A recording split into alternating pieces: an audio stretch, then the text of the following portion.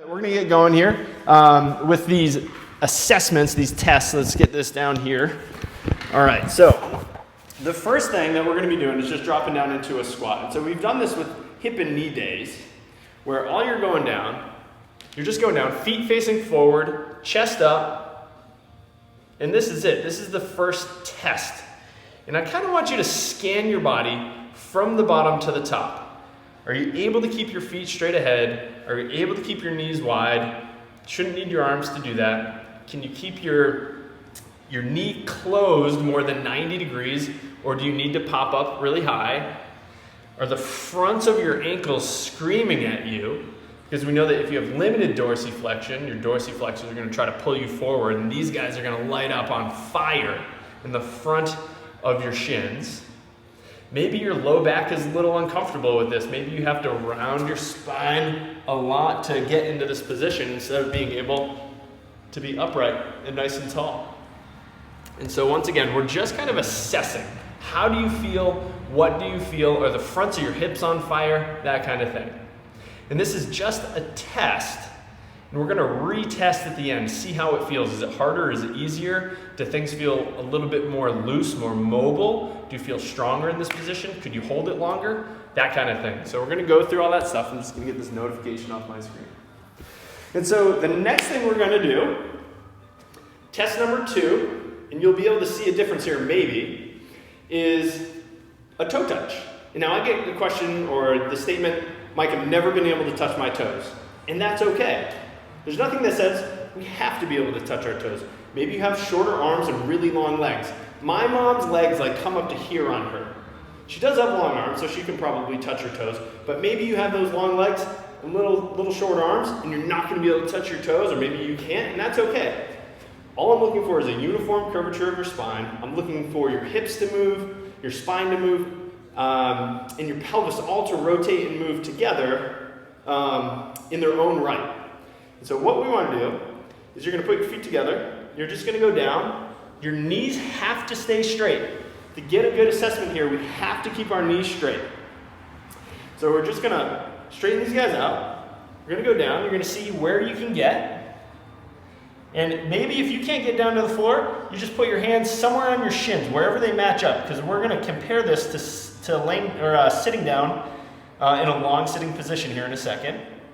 And so maybe you can get down to the floor, maybe you can put your palms down. It's kind of what you feel. Let your head relax. And once again, kind of just take an assessment. How did it feel? Was your low back really tight? Did you feel like you couldn't get a posterior weight shift? Were your hamstrings on fire? Was it your calves that were doing this? Did you end up with numbness and tingling in your feet? Was there burning? You just couldn't get down there? We're going to go through all this stuff today, and then we're going to compare.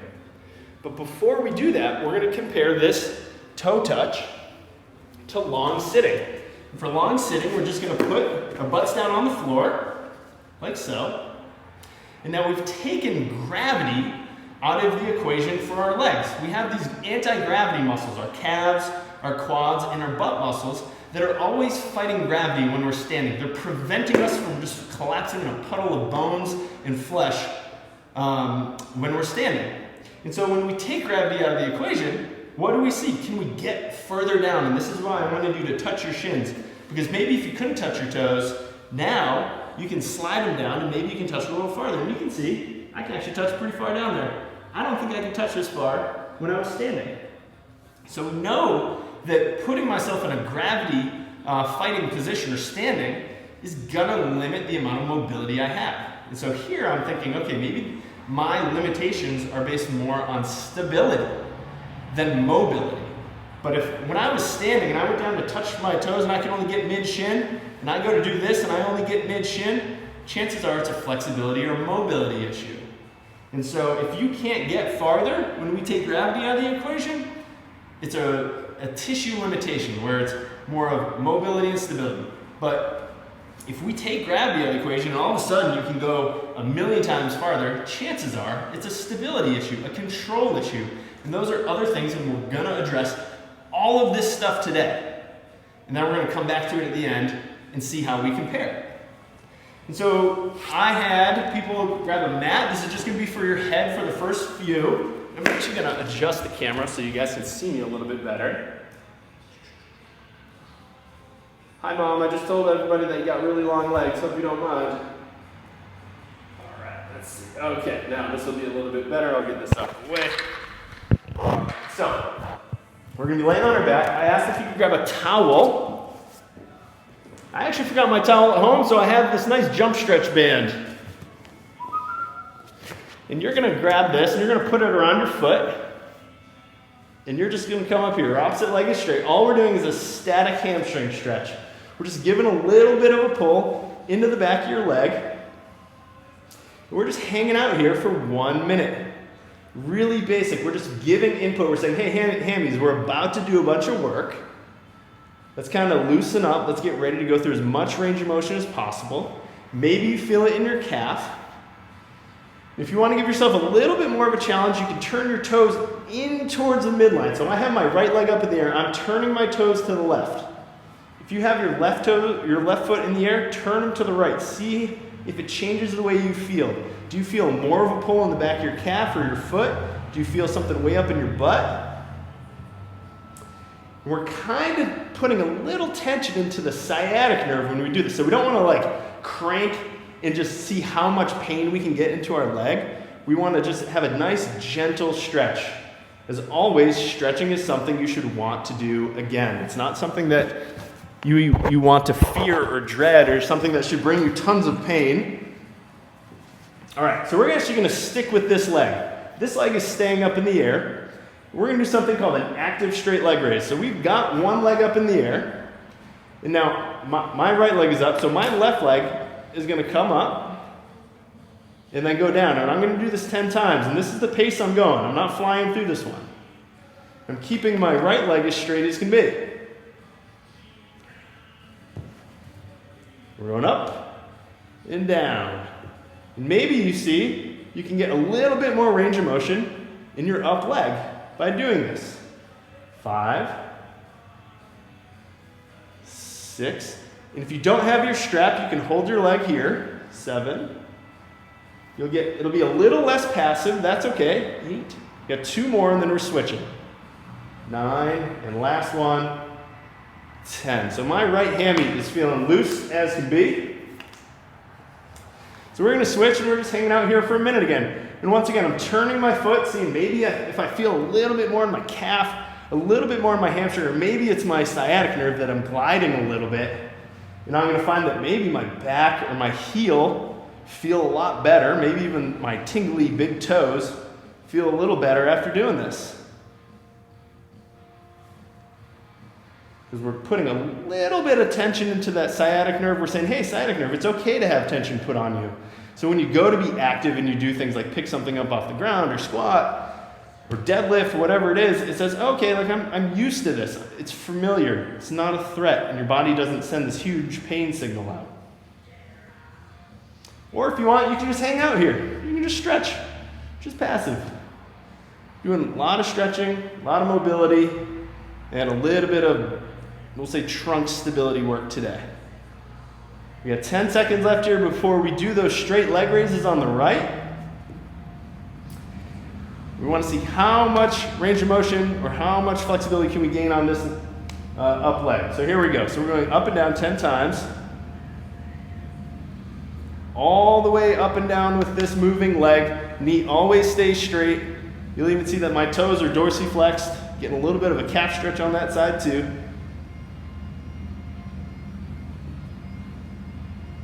And 6. We got 4 more to go.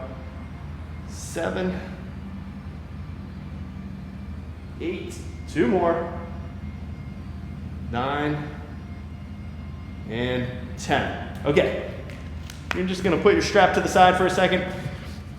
We're going to start to incorporate all that length we got in our hamstrings and our trunk and putting it together. And we're going to do some leg switches. We did these, I think, last week. They tend to really fire your trunk. They really stretch out your hamstrings. The main focus here is that you have a straight knee. A straight knee is the focus, okay? Everything else will kind of take care of itself. So I'm going to be moving my right leg first. My left leg stays down. It's glued to the floor. And then it's going to come up. And it's going to look very similar to the last exercise, except I don't have a strap. Everything is active. We're starting to ingrain this motor pattern into our brain, okay? So we're down here, arms are down. I lift my right leg as high as I can with a straight knee. My left leg comes up. My left leg goes down. My right leg comes down. We're gonna do 5 of these on each side. Right leg, left down, right down. There's 2. Right up, left up. I gotta stay really braced in my trunk. Left down, right down, and keeping those knees straight. And if you can only get up to here and do it, that's your limitation. This is individualized for everybody. You can only go as far as you can go. And gradually, over time, you'll gain range of motion. We got 1 more left on this side, and then we're switching. We finally got the AC working after last week. It was 82 degrees in here when I was doing my live. I was sweating my butt off. All right, here we go. Left up, right down, left down. There's 1. And 2. And this is a lot of abdominal and trunk work. 3, but I'm ingraining those new ranges of motion into my legs, into my nervous system, into my motor planning map in my brain. And 5. Okay. Whew. So we're coming up. We're gonna need our arm extender. It's a fancy name for your towel or strap or belt or whatever you've got. And we're gonna do a split. A split? That's crazy. This isn't gymnastics. That's okay, maybe it'll seem like gymnastics for some people today. But I want you to tuck 1 foot into your inner thigh on one side. And if this is uncomfortable on your knee, you can still go out here. I just like this position a little bit more. It's gonna allow you to get a little bit more range of motion as we stretch towards our extended leg. And this is only if you can't reach your foot. If you were really limited in your toe touch test, this might be a struggle. But we're gonna be stretching out our lats, our triceps, our quadratus lumborum, and then our hamstrings and adductors on this down leg. So you're actually coming up and over here. But if this is bothering that knee, I want you to extend the leg. And we're just hanging out here for a minute. And you're saying, Mike, what's the towel for? Once again, if you can't reach your toes, just stick that on. And just turn a little bit. Drop that same side shoulder down towards the ground to stretch out the opening side of your back. And we're just here for 60 seconds. You want to deep breathe, try to open up these ribs a little bit more, get some expansion in your ribs. It's going to mobilize your thoracic spine. It's all going to help your low back have a little bit less stress when we go to rotate, flex, and extend. And we're just hanging out here. I'm going to ditch the arm extender here, get a little bit more hamstring. Nice deep breaths, just like the other hamstring stretches. You want it to be something you want to do again, something that feels really, really, really good, okay? You don't want to be in agony when you stretch. You'll end up tighter than when you started, I promise. We've got about 10 seconds left. Then we're gonna do the exact same thing on the other side. And maybe you'll find that there's a difference side to side. And on one side, maybe you need the towel, maybe you need the strap, or maybe you need to extend your leg depending on how your knees are. So I'm going over the top of that opposite arm. Or maybe you feel the same and your hamstrings aren't a big limitation, but maybe your mobility, maybe your stability was the issue and the last stuff that we were doing was a problem. Now I feel like my right arm and torso are about to explode open, so I'm gonna back off a little bit. A little bit tighter on that right side of my body, through my torso, through my lat. We're just breathing nicely, opening up our spines. We did all that sitting all day already after we had nice active weekends. We tried to stay warm during the polar vortex all over the country, or maybe you were in Southern California like myself and it was nice out and you were in your yard doing some yard work, or sitting out drinking a bottle of rosé like myself. That was really tough on the hips, I gotta say. All right, we got about 5 seconds left. I'm still getting lots of questions. Ooh, there we go. Still getting lots of questions of, hey Mike, how do I make my back feel better after sitting all day? Well, the number one answer to that is gonna be don't sit all day. I'll say that till the end of the earth, okay? So it's every 30 minutes, really every 20 to 30 minutes, set your timer, get up, do a hip flexor stretch, open up your chest, stand, walk, go to the bathroom, grab some water, just don't sit. Constantly be changing your postures. The best posture is a constantly changing one. And that just means that we're putting our joints and ligaments and muscles and tendons to different use throughout the day. And the more you change that, the better off you're gonna be. All right, so I've got my trusty mat here. Maybe you have a pillow from home. Maybe you just have your yoga mat. That'll do too if you don't have tender knees. We're just gonna do a nice hip flexor stretch. So we're gonna pop one knee down onto the mat. We're gonna tuck our back toes under because big toe mobility is crucial, okay? It's crucial for hip and knee and back health and big toe health and ankle and all that stuff. It's crucial. Don't ignore your big toes. Tuck them under. Try to get some mobility there. From here, you're gonna tuck your hips under. And then you're gonna come up. And we're just stretching out the front of your hips. So we already used our hip flexors a ton with the leg lifts at the beginning, actively stretching out the back of your legs, your hamstrings, your glutes, your calves, your soleus, all that stuff, by using your hip flexors, using your quads, going up and down a bunch. And now we're just gonna stretch and stretch and stretch those hip flexors because we told them when to turn on and we told them when to turn off. Unlike sitting. Sitting just tells them to be short. And over time, they just get shorter and shorter and shorter because our muscles have an elastic quality to them. And I sound like a broken record. I say the same thing like twice a week, but it's so important. I'm gonna keep repeating it. It's so important that we open up our hip flexors because then we can get into hip extension, which is important for running, jumping, cutting, athletic movements, walking around, all these things, and it helps save the amount of movement that occurs in our back. Now we're gonna switch sides, and if you felt like that stretch wasn't enough, or maybe you know you're a little bit more flexible on one side, you're tucking the toes, tucking the hips, come on up and grab. Keep your foot down if you can't do this, that's okay. If you need to hold on to something for balance, that's cool too. Not a balance exercise, just stretching. Opening up the front of the hip, but if you have your foot up, I want you to try to get your heel as close to your butt as you can. Maybe it's a nice bicep exercise for you. The only bicep exercises I do are rows and pull-ups, so this seems like a tough one for me. We're just stretching the front of the hips. And like I said, I repeat the same thing kind of over and over and over. After we stretch our hip flexors, we then use them. Yes, same stuff. We're going to be doing split squats after this. We're going to be using our glutes, using our quads, using our calves, a little bit of hamstring in there too. Ingraining new movement patterns, new mobility, new range of motion into our movement system. I have no idea when I started this. I keep looking at my watch saying, how long has it been? So if it's been a minute, sure, stop. I'm gonna give myself another 12 seconds here because this feels pretty good. Because I had to sit for about 6 hours straight today, except I got up every half hour, set my alarm. I was sitting, I was standing, I was stretching out my pecs and my hip flexors with my clients. There we go. And yeah, I felt pretty good. 6 hours of sitting, I felt good. I went out to the garage, did a nice little workout out there. And yeah, I don't feel any worse for the wear after 6 hours of straight sitting.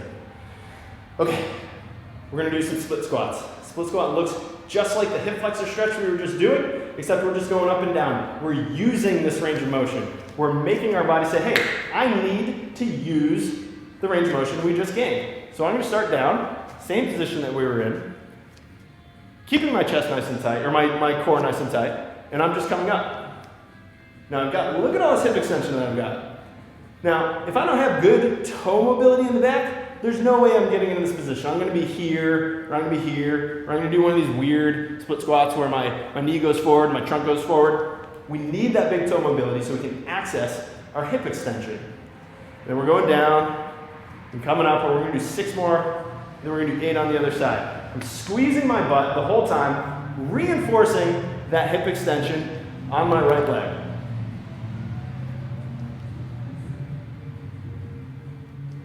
So I got 2 more.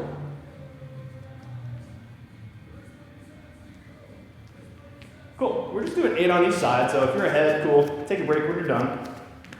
Nice long stance that gets you into this 90-90 position, 90 at the knee, 90 at the hips, 90 at the knee, toes tucked in back. We're going up, we're going down. And once again, if you need to hold on to something for balance, this is not a balance exercise. It's okay if that front knee goes forward towards your toes. That's okay.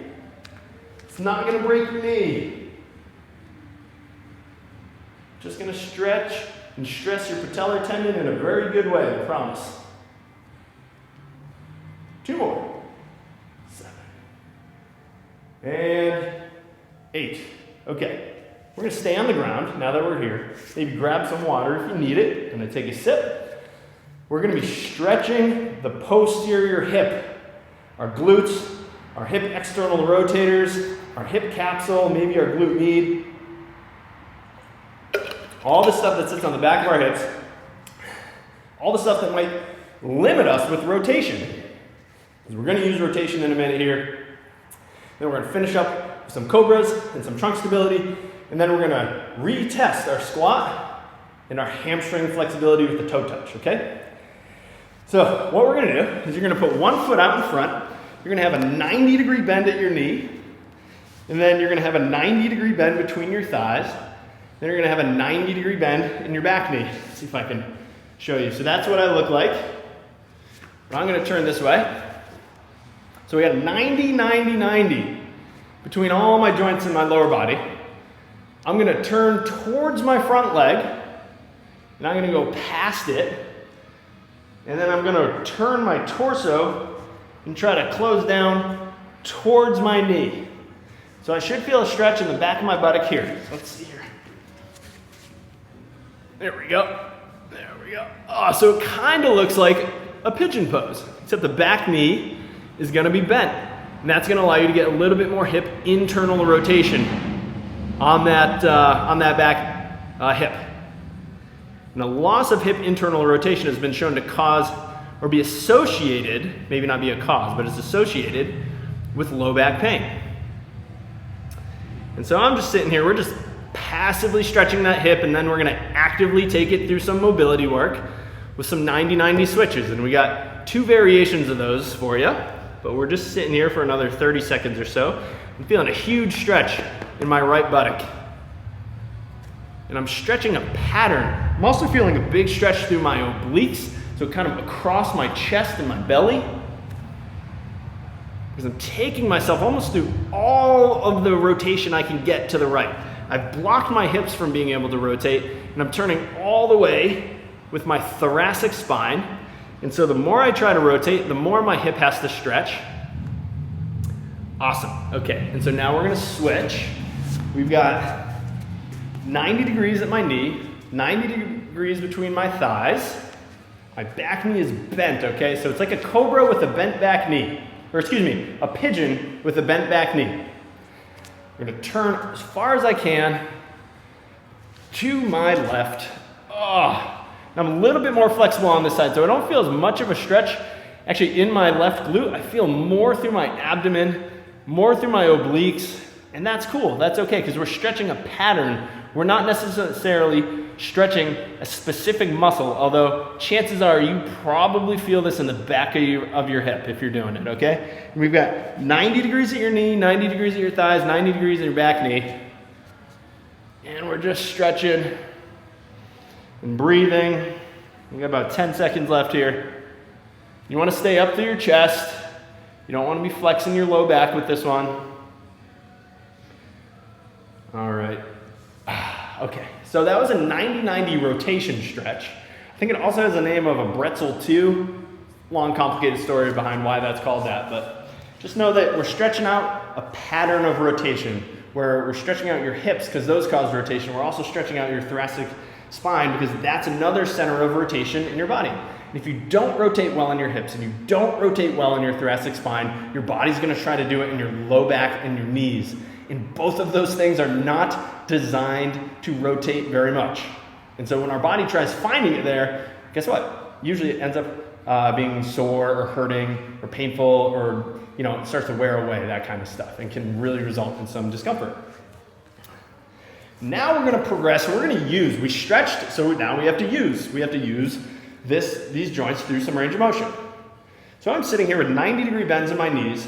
I'm about shoulder width apart. I think the camera makes it look like I'm a little bit wider than I am here with my knees. And I'm going to drop them down to one side. Now, if you can't do this and be upright without your hands, you're just going to put them behind you. And you're just going to do these, and you're going to work on that hip internal and external rotation. And as you do this, your butt's going to scoop forward, so maybe you need to move your hands. But for the rest of us, hands are on our chest, still have all those 90-degree bends in our legs. We go back to the middle, and then we switch. You have to stay really tight through your trunk to stay nice and tall. And we're going to make 5 to each side, so that's 1. And here we go, on our way to 2. And I'm probably going to keep scooting closer to you guys. 2. Nice and tall through the chest. Just letting those hips go through internal and external rotation. As one internally rotates, the other externally rotates. It's like the golf swing. There we go. And I think I got 1 left. Maybe I'll do 1 for extra credit. I'm creeping up, I'm staying tall. 4. And 5. And 1 more. And because when I'm switching, I'm getting a little bit of lumbar flexion, just a tiny bit. Before we move on, I just want to do some cobras. And a cobra is a great stretch. If we sit all day, we're in this slightly rounded position. You're just pounding away at our keyboards or phones or behind a steering wheel in our car. And a cobra is just going to reintroduce extension into your spine. We're just saying, hey, spine, remember this? Remember extension? You haven't done it in a while. So maybe this is one of the things that you do every 30 minutes. You only have to pick one of these things, right? It's not like you go through this huge workout every 30 minutes. You're like, it's time for me to stand up, or it's time for me to do an exercise to undo the sitting I've been doing.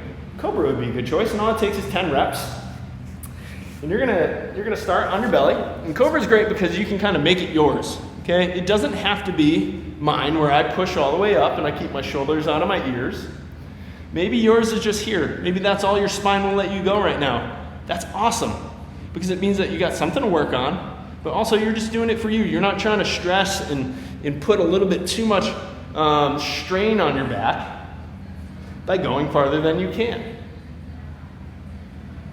We're going to do 10 of these guys. We're keeping our hands roughly under our shoulders when we start, then pushing up just as high as you can comfortably.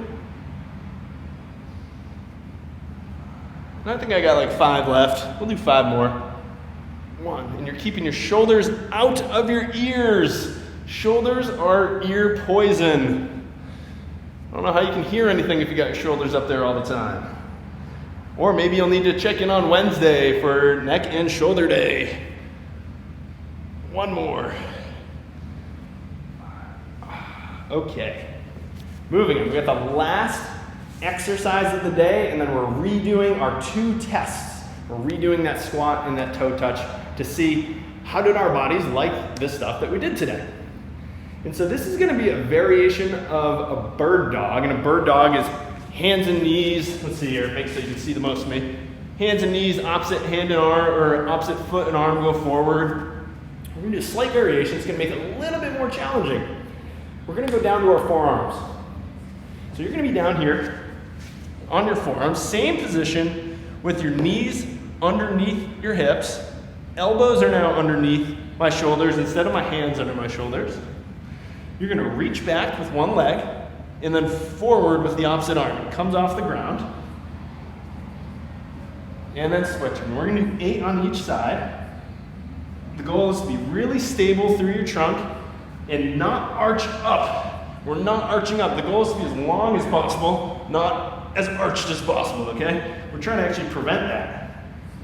Squeezing my glutes on the moving leg.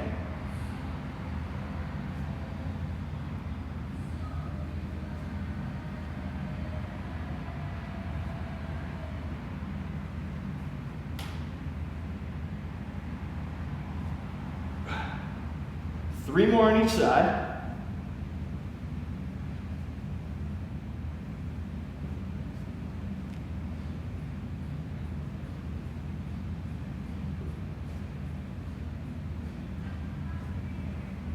And we're done. And now it's time to retest your squat. All right. Okay, so Feet are straight ahead, roughly about hip width apart, maybe shoulder. And you're just gonna keep your chest up and you're gonna go back down. I want you to reassess, how do your feet feel? How do your ankles feel? Are your knees a little bit more looser? Do the front of your hips still have to fire to keep you upright? Or are you bent over more? Was the input, the stuff that we did today, beneficial, neutral, or negative for you? Because there's a lot of times where we're doing these exercises and they're not quite agreeing with our body and the state that it's in. Maybe we need to work on something so we can get back to deadlifting, so we can get back to squatting and things that feel good and are beneficial for our body. Because if things aren't agreeing, they can leave us in a worse position than where we were when we were starting. So maybe this feels a little bit better than it did before.